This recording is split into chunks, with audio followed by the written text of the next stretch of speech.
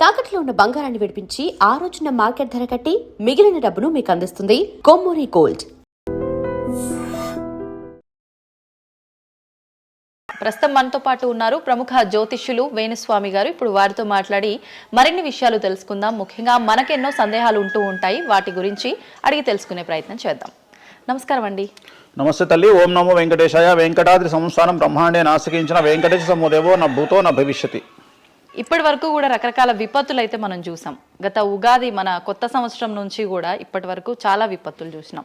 అంటే పంచభూతాల్లో ఒక్కొక్కటి ఒక్కొక్క ప్రళయంగా, అగ్ని ద్వారా కావచ్చు, గాలి ద్వారా కావచ్చు, రకరకాలుగా. ఇప్పుడు ఈ గ్రహాల మార్పుల వల్ల ఏవో రాబోతున్నాయని, మొన్న రీసెంట్గా బ్రహ్మంగారి ఇల్లు కూలింది అని, అంటే ఎక్కడ ఏ మూలన ఏం జరిగినా కూడా దాన్ని ప్రతి ఒక్కదానికి లింక్ చేసి దానివల్ల ఏదో దుష్ప్రభావాలు రాబోతున్నాయి, దీనివల్ల ఇబ్బందులు పడబోతున్నారని చెప్పి చెప్తున్నారు. మరి ఈ 2026 మనమైతే ఉగాది నుంచి చూసుకుంటాం, కానీ ఆంగ్ల నూతన సంవత్సరం రాబోతోంది. దీని ద్వారా మనకు ఉగాది వరకు ఈ మధ్య కాలంలో ఎలా ఉండబోతోంది, గ్రహాలు రాశుల పరంగా చూసుకుంటే, పంచభూతాల పరంగా చూసుకుంటే, తర్వాత మనకి ఈ సంవత్సరం మారిన తర్వాత ఎలా ఉండబోతోంది. సో రాబోతున్నటువంటి సంవత్సరం పేరు కూడా చాలా చాలా చాలా కాంట్రవర్షియల్ నేమ్, పరాభవనామ సంవత్సరము. పరాభవము అంటే ఓటమి, అవమానముతో కూడిన ఓటమి అని అర్థం. పరాభవము దుర్యోధనుడికి మయసభలో జరిగినది పరాభవము. సో అలాంటి పరాభవము ఎవరికి జరుగుతుంది అంటే, ఎవరి జాతకంలోనైతే ఏలినాటి శని ఉందో, 6వ స్థానంలో శని ఉన్నాడో, 8వ స్థానంలో శని ఉన్నాడో, 12వ స్థానంలో గురువు ఉన్నాడో, వాళ్లకు ఈ సంవత్సరం సంచలనాలు ఉండబోతా ఉన్నాయి. అది మేషరాశి కావచ్చు, మీనరాశి కావచ్చు, సింహరాశి కావచ్చు. సో ఇలాంటి వారికి ఈ సంవత్సరం పెను సంచలనాలు ఉండేటువంటి అవకాశాలు ప్రస్ఫుటంగా కనిపిస్తూ ఉన్నాయి. సో ఇది ఓవరాల్గా సంవత్సర ఫలితము.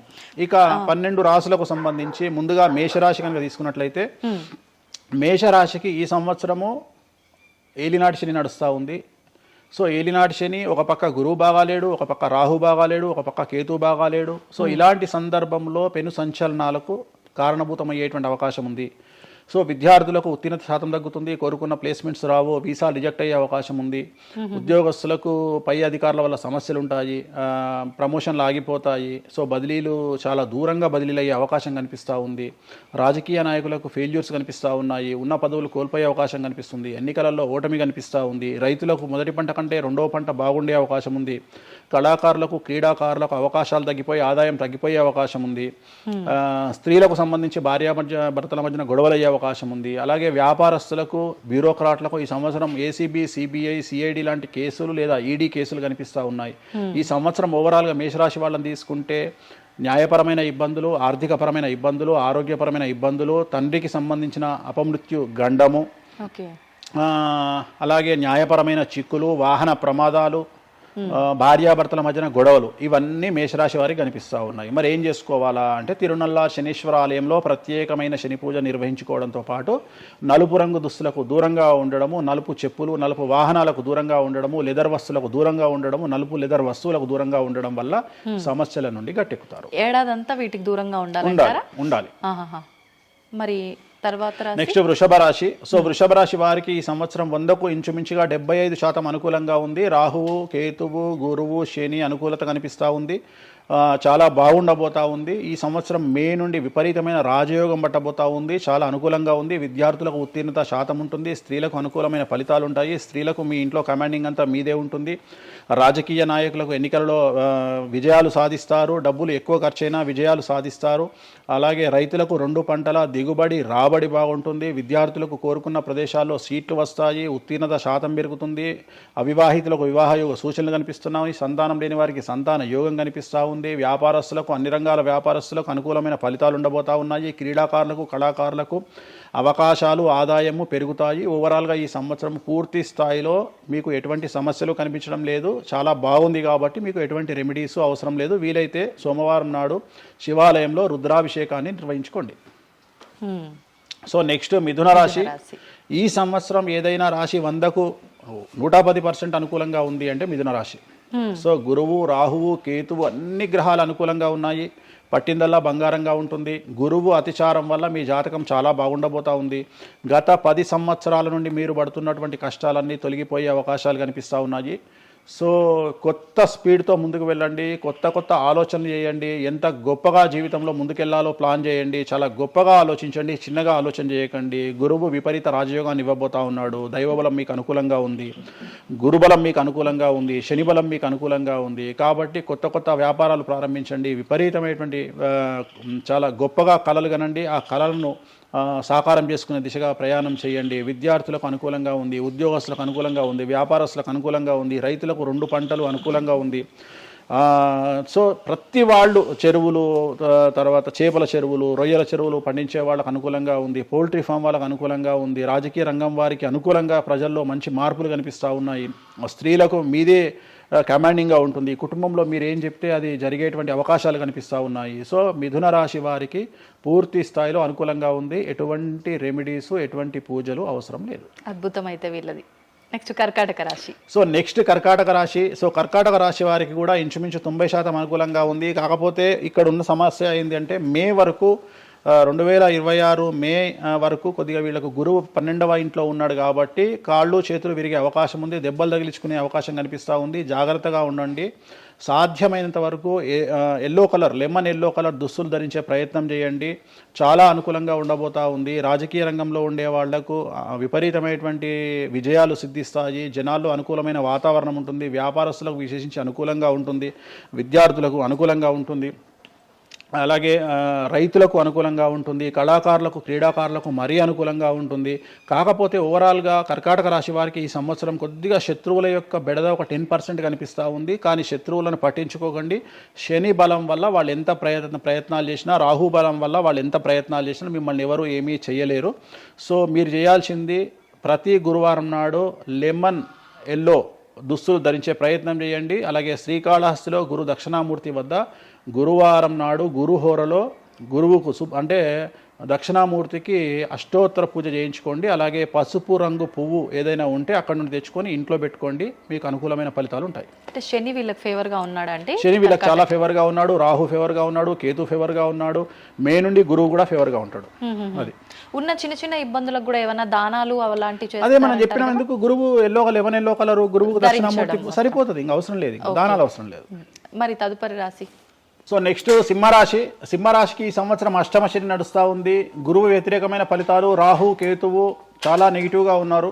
సో ఇంచుమించుగా 4 గ్రహాలు వ్యతిరేకమైన దిశలో ఉన్నాయి. అష్టమ శని అంటే తల్లికి ఆరోగ్యపరమైన ఇబ్బందులు ఉంటాయి, మానసికమైన ఇబ్బందులు ఉంటాయి, శారీరకమైనటువంటి అనారోగ్య సమస్యలు ఉంటాయి, అలాగే ఆర్థికపరమైన ఇబ్బందులు, న్యాయపరమైన చికాకులు ఉంటాయి. జాగ్రత్తగా ఉండండి. నలుపు రంగు దుస్తులకు దూరంగా ఉండండి. విద్యార్థులకు సమస్యలు, ఉద్యోగస్తులకు సమస్యలు, వ్యాపారస్తులకు సమస్యలు, ఈడీ కేసులు, పోలీస్ కేసులు, బ్యూరోక్రాట్స్కు సిబిఐ కేసులు, రైతులకు పంటల దిగుబడిలో నష్టము, కళాకారులకు, క్రీడాకారులకు వాళ్ళ అవకాశాలను ఇతరులు దక్కించుకునేటువంటి అవకాశం కనిపిస్తూ ఉంది. స్త్రీలకు భార్యాభర్తల మధ్యన గొడవలు.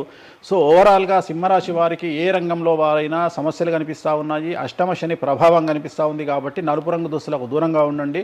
తిరునల్లార్ శనీశ్వర ఆలయంలో ప్రత్యేకమైన శని పూజను నిర్వహించుకోవడం ద్వారా సమస్యల నుండి గట్టెక్కుతారు. ఓకే. సో నెక్స్ట్ కన్యారాశి. ఈ సంవత్సరం కన్యారాశి వారికి ఇంచుమించు 75% అనుకూలంగా ఉండబోతా ఉంది. శని, అలాగే కుజుడు, రాహువు, కేతువు, గురువు అనుకూలతల వల్ల చాలా అనుకూలంగా ఉండబోతా ఉంది. ఒకే ఒక్క సమస్య ఈ సంవత్సరం ఉండేది, భార్యాభర్తల మధ్యన ఈగోలు కానీ క్లాషెస్ కానీ వచ్చే అవకాశం ఉంది. సో కాంప్రమైజ్ అవ్వడానికి ప్రయత్నించండి. భార్య దగ్గర భర్త, భర్త దగ్గర భార్య, కాంప్రమైజ్ అవ్వండి. ఈగోలకు పోవద్దు, జెలస్లకు పోవద్దు. ఆర్థికపరమైన అంశాల్లో జాగ్రత్తగా ఉండండి. విద్యార్థులకు అనుకూలత కనిపిస్తూ ఉంది, రాజకీయ నాయకులకు అనుకూలత కనిపిస్తూ ఉంది, వ్యాపారస్తులకు, కళాకారులకు, క్రీడాకారులకు విశేషమైన యోగం లభించబోతూ ఉంది. న్యాయస్థానాల్లో పనిచేసే వాళ్లకు, న్యాయ సంబంధమైన వృత్తిలో ఉండే వాళ్లకు అనుకూలమైన ఫలితాలు ఉండబోతూ ఉన్నాయి. స్త్రీలకు విశేషించి అనుకూలంగా ఉండబోతూ ఉంది. సో ఈ సంవత్సరం కన్యారాశి వారికి పూర్తిగా అనుకూలమైనటువంటి ఫలితాలు కనిపిస్తూ ఉన్నాయి. వీరు చేయాల్సినటువంటి రెమెడీ, సోమవారం నాడు రుద్రాభిషేకాన్ని శివాలయంలో నిర్వహించండి, సమస్యల నుండి గట్టెక్కుతారు. సో నెక్స్ట్ తులారాశి. తులారాశి వారికి షష్టమ స్థానంలో శని కనిపిస్తూ ఉన్నాడు. కాకపోతే గురువు విపరీత రాజయోగాన్ని ఇవ్వబోతా ఉన్నాడు. వీళ్ళకి గురు బలము మరియు దైవ బలం అనుకూలంగా ఉండడం వల్ల మీ జీవితాన్ని కొత్తగా ప్రొజెక్ట్ చేసుకునేటువంటి అవకాశం మీకు దేవుడు కల్పిస్తూ ఉన్నాడు.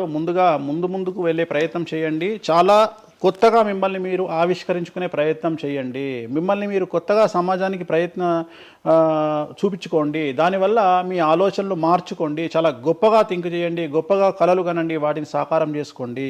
గురువు అనుకూలంగా ఉన్నాడు, కాకపోతే కుటుంబంలో పెను సంచలనం జరిగే అవకాశం కనిపిస్తూ ఉంది. 6వ స్థానము భాగ్యానికి మరియు శత్రుత్వానికి కారకుడు కాబట్టి శని వల్ల సంచలనం జరిగే అవకాశం ఉంది. విద్యార్థులు, ఉద్యోగస్తులు, వ్యాపారస్తులు, కళాకారులు, క్రీడాకారులు, రైతులు, అలాగే రాజకీయ నాయకులు ఎవరైనా సరే వాళ్ళ జీవితంలో ఏదో ఒక పెను సంచలనం జరిగే అవకాశం కనిపిస్తూ ఉంది. నలుపు రంగు దుస్తులకు దూరంగా ఉండండి. తిరునల్లార్ శనీశ్వర ఆలయంలో ప్రత్యేకమైన శని పూజ నిర్వహించడం ద్వారా సమస్యల నుండి బయటపడతారు.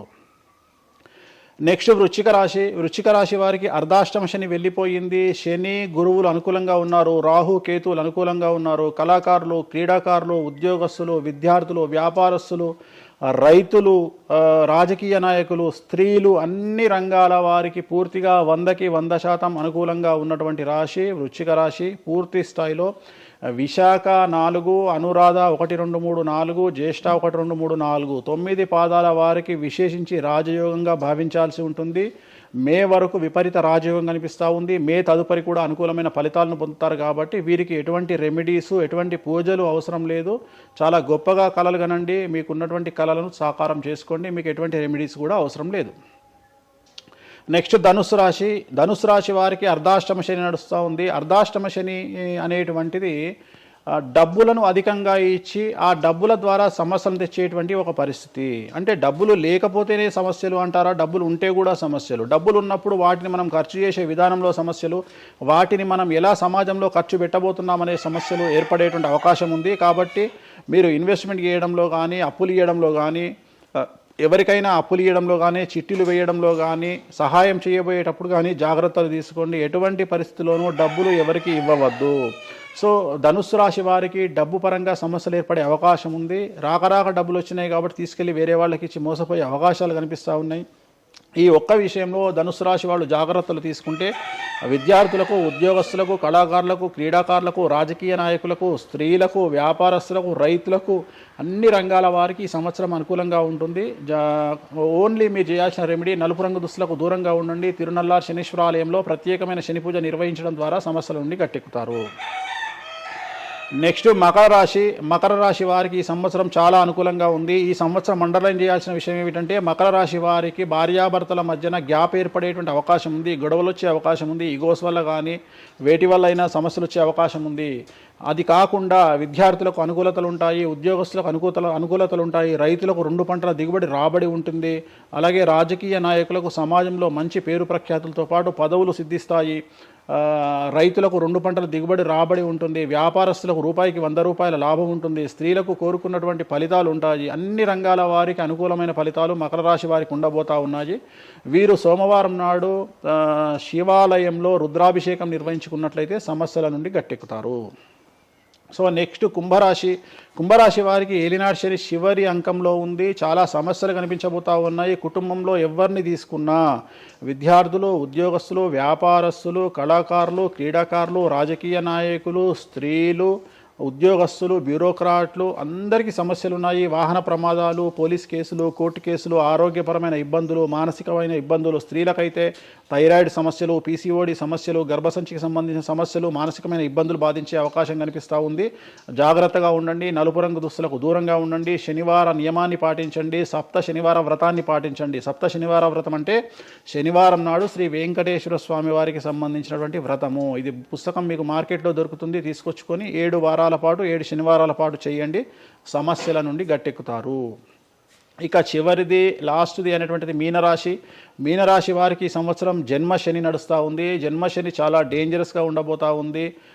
ఏ రంగంలో ఉండే వారికైనా ఈ సంవత్సరం సమస్యలు తప్పవు. ఆర్థికంగా, సామాజికంగా, న్యాయపరంగా, ఆరోగ్యపరంగా, వాహన ప్రమాదాలు అవ్వచ్చు, ఆర్థికపరమైన నష్టాలు అవ్వచ్చు, పోలీస్ కేసులు అవ్వచ్చు, ఇంట్లో తల్లిదండ్రులు ఒకళ్లకు ప్రాణగండాలు అవ్వచ్చు, భార్యాభర్తల మధ్యన గొడవలు అవ్వచ్చు. మరీ ముఖ్యంగా ఈ సంవత్సరం మీనరాశి జాతకులు ఉండేటువంటి ఇళ్లలో మగవాళ్లకు సంపాదన లేకుండా ఖాళీగా ఉండడం వల్ల ఆడవాళ్ళు మాత్రమే సంపాదించి ఆడవాళ్ళ ఉద్యోగంతో డబ్బులు సంపాదించి ఆడవాళ్ళ అంటే భార్యల మీదనో ఆడవాళ్ళ కూతుళ్ళ మీదనో తల్లి మీదనో బ్రతికేటువంటి పరిస్థితి మగవాళ్ళకు ఉండే అవకాశం ఉంది కాబట్టి ఈగోలను చంపుకోండి. సో ఆడవారి మీద బ్రతకడానికి సిద్ధపడండి, కష్టపడండి, మానసికంగా సంసిద్ధులుగా ఉండండి. అంటే అలాంటి ఒక కండిషన్ ఈ సంవత్సరం ఉండబోతా ఉంది. ఈ ఒక్క సంవత్సరాన్ని కనుక మీరు దాటగలిగితే మీ జీవితంలో మంచి మంచి మంచి పొజిషన్లకు వెళ్తారు. సో నలుపు రంగు దుస్తులకు దూరంగా ఉండండి, రాత్రిపూట ప్రయాణాలు చేయకండి, వాహన ప్రమాదాలు జరిగే అవకాశం కనిపిస్తూ ఉంది, జన సమూహం ఉన్నటువంటి ప్రాంతాలకు వెళ్ళకండి. సో జాగ్రత్తలు తీసుకోండి, నలుపు రంగు దుస్తులకు దూరంగా ఉండండి. తిరునల్లా శనీశ్వర ఆలయంలో ప్రత్యేకమైన శని పూజ నిర్వహించడం ద్వారా సమస్యల నుండి బయటపడతారు. ఇప్పుడు ఈ రాశి ఫలాల్ని ఈ మధ్యకాలంలో చాలా మంది ఫాలో అవుతున్నారండి. ఇది అక్షరం అంటే పేరులో మొదటి అక్షరాన్ని బట్టి ఫాలో అవ్వాలా, లేదంటే డేట్ ఆఫ్ బర్త్ బట్టి వచ్చే రాశిని ఫాలో ఇది పేరులో దాని సంబంధం లేదు, డేట్ ఆఫ్ బర్త్ ప్రకారం చూసుకోవాలి. రెండోది ఇది గోచారం, గ్రహచారం వేరు, గోచారం వేరు. ఇది జస్ట్ గోచారం ప్రకారం ఎలాగైతే మనము సౌరమానం ప్రకారము మనం చూసుకుంటామో అలా ఇది ఓన్లీ చాంద్రమానం ప్రకారము మీ నక్షత్రం ప్రకారం చూసుకోవాల్సిందే. మళ్ళీ వ్యక్తిగతమైన జాతకం వేరు. అంటే ఒక 3-4 రాశులు మినహాయించి అన్ని రాశుల వారికి కొంచెం ఇబ్బందికర పరిస్థితులే ఉన్నాయి. దానికి మీరు చెప్పిన రెమెడీస్ చేసుకుంటే సరిపోతుంది. అసలు నువ్వు జనవరి 1కు ముందు నా దగ్గరికి ఇంటర్వ్యూకి ఎందుకు వచ్చినావు? ఎందుకు రావద్దు? ఉగాది కదా నువ్వు రావాలి. ఉగాదిది సపరేట్, అప్పుడు కొత్త పంచాంగం దృష్ట్యా ఇది సపరేట్. క్వశ్చన్ లేదు. ఎందుకని? తప్పు. దీనికి ఆన్సర్ చెప్పినాకనే ముందరకు పోవాలి మనం. ఉగాది 2026 మార్చి 19 నాడు శ్రీ పరాభవన సంవత్సరం వస్తుంది. దానికి కదా మనం పంచాంగం తీసుకోవాలి. నేను ఎందుకు ముందుగా వచ్చానంటే నేను దానికి ఆన్సర్ చెప్తా. మీరు ఎట్లాగో బిజీ పూజల్లో, మళ్ళీ నాకు అవకాశం దొరుకుతుందో లేదో తెలియదు. కాదు కాంపిటీషన్ జీవితములో నిన్ను నువ్వు నిలబెట్టుకోవడానికి కొత్తదనాన్ని ఎంచుకొని నిన్ను నమ్ముకున్నటువంటి ఓనర్కు నీ పూర్తి కర్త కర్మ క్రియ నీ రిజల్ట్ను ఇవ్వడానికి నువ్వు చేస్తున్నటువంటి ఒక ప్రయత్నం, నిన్ను నువ్వు జనాల్లో కొత్తగా ప్రొజెక్ట్ చేసుకోవడానికి చేస్తున్నటువంటి ప్రయత్నం. అదే ప్రయత్నం వేణుస్వామి చేసిండు కామాఖ్య విషయం. అమ్మా ఇట్లొచ్చారా? అర్థమైందా? కాబట్టి జనాల్లో కొత్తదానంలో కొత్తగా వస్తే నువ్వు గదే యాంకరింగ్ నేర్చుకున్నావు, గాయన గదే అడ్వకేట్ చదువుకుండు, గా టీవీ ఛానల్ గదే చేసింది. మరి గా టీవీ ఛానల్ ఏమో ప్రైమ్ టైమ్ స్లాట్ 2 లక్షలు ఎట్లా పోతుంది? పనికి వాళ్ళ చిన్న ఛానల్ 2000 ఎందుకు పోతుంది అంటే వాళ్ళు కష్టపడడానికి వాళ్ళు చేసిన స్టింగ్ ఆపరేషన్లు కావచ్చు, వాళ్ళు జీవితాన్ని నాశనం చేసిన విధానం కావచ్చు, వాళ్ళకి ఆ పేరు వచ్చింది. సో అట్లనే వేణుస్వామి కష్టపడి ఈ స్థాయికి రావడానికి వేణుస్వామికి అంటూ ఒక బ్రాండ్ ఉన్నది. సో రెండవది, ఇదే సంవత్సరం ఇదే ఛానల్లో 2025 శివ అనే ఒక యాంకర్ కు నేను ఇంటర్వ్యూ ఇచ్చిన. అందులో చాలా విషయాలు చెప్పిన. ఏమేం చెప్పినా, ఈ సంవత్సరము రైలు ప్రమాదాలు ఎక్కువ అని చెప్పిన, విమాన ప్రమాదాలు ఎక్కువ అని చెప్పిన. చెప్పంగా వెనకకించి వచ్చి వీడికి పని పాట లేదు, వీడు పొద్దుగాలు లేస్తే ఇటువే మాట్లాడతాడు అని తిట్టిరు నన్ను. మరి అయినప్పుడు ఒక్కడన్నా పెట్టడేంద్రా? పెట్టాలే కదా. ఎందుకు పెట్టారు అంటే చివరికి జ్యోతిష్యం చెప్పుకునే స్వేచ్ఛ కూడా మా బొందకు లేకుండా చేసిరు. జ్యోతిష్యంలో అరే ఇప్పుడు నా సొంత కవిత్వం కాదు, ఎవరిని అడిగినా చెప్తారు. ఈ సంవత్సరం గురువు అధిపతి కమాండర్ కేతువు అన్ని క్లియర్గా ఉన్నాయి. కేతువు అంటే మోక్షకారకుడు, భక్తికారకుడు. ఈ సంవత్సరం 2026లో ఎక్కడైతే జనాలు గుమిగూడు ఉంటారో అక్కడ ప్రాబ్లమ్స్ వస్తాయి. అది రేపు జరగబోయేటువంటి పుష్కరాలు కావచ్చు, రేపు జరగబోయే సమ్మక్క సారక్క పండగ కావచ్చు, లేకపోతే దేవాలయాల్లో ముక్కోటి ఏకాదశి కావచ్చు, ఎక్కడైతే భక్తి భావం ఉంటుందో అక్కడ చాలా పెద్ద పెను ప్రమాదాలు సంచలనాలు జరుగుతాయని శాస్త్రం చెప్తుంది. శాస్త్రం చెప్పినప్పుడు ఆ శాస్త్రాన్ని వేణుస్వామి చెప్తున్నాడు. దీన్ని కూడా తప్పు తీసుకుపోయి వేణుస్వామి ఏలినాడు శని నడుస్తుంది మేషరాశికి, మేషరాశి బాగుండదు అని చెప్పాలి కానీ మేషరాశి సూపర్ స్టార్లు అవుతారని నేనెందుకు చెప్తా అంటే, అక్కడ చూసిన వేణుస్వామి మన ఒక ఆమె నేను మీనరాశి బాగలేదంటే మీనరాశికి బాగలేదని చెప్తున్నా వేణుస్వామి ఎక్కడ ఎప్పుడు వేణుస్వామి అని ఇట్లా ఊతుంది, ఇట్లనే ఊతుంది ఆమె, ఇట్లనే అంటుంది వేణుస్వామి చెప్పిండు అని తిట్టింది. నువ్వు నమ్మవమ్మా, ఆమె అమెరికా నుండి పంచుప్రభాకర్ అని ఒక ఆయన ఉంటాడు, ఆయన తిట్టిండమ్మా ఆ బూతులు భగవంతా, నేనైతే తెల్లారి చచ్చిపోతుండే. అంటే వాళ్ళిద్దరికి ఫైటింగ్ జరిగి గదే మీనరాశి అని చెప్తున్నాను నేను. ఆమె మీనరాశి అంట, గదే మీనరాశి అంటున్నాను. అంటే నేను చెప్పేది అదే. నేను చెప్పేది ఫస్ట్ శనీశ్వరుడు కాదు, శనేశ్వరుడు. శనీశ్వరుడు అని ఎందుకు వచ్చింది అంటే, ఒకరోజు శని శంకరుడు ఇద్దరు కలిసినప్పుడు శంకరుడు శనిని అడుగుతాడు, ఏందా నేను చూస్తే పెద్ద అందరు భయపడుతున్నారు, చాలా పెద్ద పెద్ద వాళ్ళు భయపడుతున్నారు, నువ్వు తోపు తురుమట కదా అంటాడు. అంటే నేను తోపు తురుమా కాదా, రేపు చెప్తా నీ సంగతి అంటాడు. ఎవరు శని ఈశ్వరుని అంటాడు. అంటే ఏంది అంటే రేపు నీ టైం వచ్చింది నీ సంగతి ఏందో చెప్తా అంటాడు. అంటే తెల్లవారి పొద్దున సూర్యోదయానికి శంకరుడు పోయి ఒక చెట్టు తొర్రలో దాచుకొని సాయంత్రం సూర్యాస్తమయం వరకు చెట్టు తొర్రలోనే ఉంటాడు, ఉండి బయటకు వస్తాడు. బయటకు వచ్చిన తర్వాత శని ఎదురు పడితే నన్నేమో చేస్తా అన్నావు కదా, ఏం చేసినావు అంటాడు. అంటే నువ్వు లయకారకుడివి, ప్రపంచాన్ని శాసిస్తావు, ముల్లోకాలను శాసిస్తావు, అట్లాంటి నిన్ను తీసుకుపోయి సూర్యోదయం నుండి సూర్యాస్తమయం దానిక చెట్టు త్వరలో దాచిపెట్టిన, ఇంతకంటే నేను చేసేదే ఉంది అంటాడు. ఆట మొదలు పెట్టేశాడు అక్కడ ఆల్రెడీ. అప్పటి నుండి ఆయనకు శనీశ్వరుడు అని పేరు వచ్చింది. Okay okay. సో ఇది జరిగింది శంకరుడికి కూడా జరిగింది, రాముడికి కూడా జరిగింది. సో ఏలినాటి శని పీరియడ్లో, షష్టమ శని పీరియడ్లో బాధలు పడేటువంటి పరిస్థితి ప్రతి ఒక్కళ్లకు ఉంటుంది. రెండవసారి ఏలినాటి శనిలో మరీ దరిద్రంగా ఉంటుంది. కలియుగంలో దాని తీవ్రత చాలా ఎక్కువగా ఉంటుంది. కలియుగంలో ఫిజికల్ కంటే మానసికమైన దెబ్బలు చాలా ఎక్కువగా ఉంటాయి. జనాలు కొట్టే దెబ్బలు చాలా ఎక్కువగా ఉంటాయి. నరఘోష వల్ల తినే దెబ్బలు చాలా ఎక్కువగా ఉంటాయి. కలియుగ దైవమైనటువంటి వెంకటేశ్వర స్వామి వారికే ఎన్నో రకాల పూజలు చేసి దిష్టి తీయడానికి ప్రయత్నం చేస్తున్న సందర్భంలో ఆఫ్టర్ ఆల్ మానవుల మనమెంత. సో మన మీద ఎన్నో రకాల దుష్ప్రయోగాలు ఉంటాయి, ఎన్నో రకాల నరఘోషలు ఉంటాయి. సో ఇవన్నీ జనాలకు తెలియజేయాల్సిన బాధ్యత ఒరిజినల్ పండితుడిగా, ఒరిజినల్ జ్యోతిష్కుడిగా నా మీద ఉంది. సో సొంత కవిత్వము జనాలకు పాజిటివ్గా చెప్పడానికి నేనేమి ఏమో అంటారు కదా, వ్యక్తిగత ఏదో అంటారు వాళ్ళను, వ్యక్తిగతంగా కౌన్సిలింగ్ ఇచ్చేటువంటి వాడిని కాదు నేను. సో నేను శాస్త్రం ఏం చెప్పిందో నేను దాన్ని మాత్రమే జనాలకు చెప్పడానికి నేను ఇక్కడ ఉన్నా. అంతేగాని క్యాన్సర్ వచ్చిన పట్టుకొని నీకు ఏం లేదు అని చెప్పి వాడిని ఇంటికి పంపించి 2 రోజుల తర్వాత సచ్చేటట్టు చేసేటువంటి నీచుడిని నేను కాదు. క్యాన్సర్ వస్తే క్యాన్సర్ వచ్చింది, ధైర్యంగా బతుకు, ఇంకా బతుకు, నీ కోరికలు తీర్చుకో, అన్ని కోరికలు తీసుకొని సావు అని చెప్తా. రెండవది, అన్ని తిని 60 ఏళ్ళు పోతే ఏం తినకుండా 80 ఏళ్ళు బతికితే లాభం లేదు. సో కలియుగంలో ఇవన్నీ సమస్యలు చాలా తీవ్రంగా ఉంటాయి.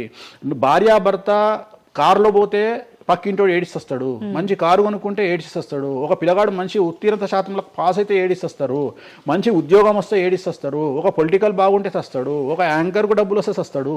సో ప్రతి దగ్గర ఏడుపు ఏడుపు ఏడుపు, జలసు అనేటువంటిది రాజ్యమేలుతున్నటువంటి సందర్భంలో తెలుగు రాష్ట్రాలలో అది పీక్ స్థాయిలో ఉండేటువంటి పరిస్థితులలో నిజాలు చెప్పి జనాలని భయానికి దూరంగా ఉంచాల్సినటువంటి బాధ్యత నాది, జరగబోయే నష్టం నుండి కాపాడాల్సినటువంటి బాధ్యత నాది అని ఇంతమంది రాళ్ళేసినా, ఇంత చెండాల పనులు చేసినా, వ్యక్తిగతంగా నన్ను విమర్శలు చేసినా నేను ఎవరిని వ్యక్తిగతంగా విమర్శించడం లేదు. ఎందుకంటే ప్రతి ఒక్కడి ముడి కింద ఖచ్చితంగా సమస్యలు ఉంటాయి. ఈ శుద్ధపూస ఎవడూ కాదు. నాకంటూ నెల రోజులు పక్కకు తీస్తే ఒక్కొక్కటి జాతకాలు చెప్పగలుగుతా అందరివి. నేను వాటి జోలికి బోదలుచుకోవట్లేదు. శాస్త్రం ఏం చెప్పిందో శాస్త్ర ప్రామాణికంగా నేను జనాలకు తెలియజేయాలని కోరుకుంటున్నా. సో లాస్ట్ ఇయర్ ఎట్లా జరుగుతుందో 2025లో అనుభవించిన కష్టం కంటే 2026 ఎక్కువ, 2026 కంటే 27 ఎక్కువ, 27 కంటే 28 ఎక్కువ. 2025 నుండి 28 వరకు సమాజంలో ప్రకృతిలో జరిగే సంఘటనల తీవ్రత చాలా ఎక్కువగా ఉండబోతా ఉంది. ప్రకృతి పరంగా, సామాజికంగా, అగ్ని ప్రమాదాల పరంగా, వాహన ప్రయాణాల ప్రమాదంగా చాలా రకాల సమస్యలు ఈ సంవత్సరం ఉండబోతున్నాయి. ఓకే.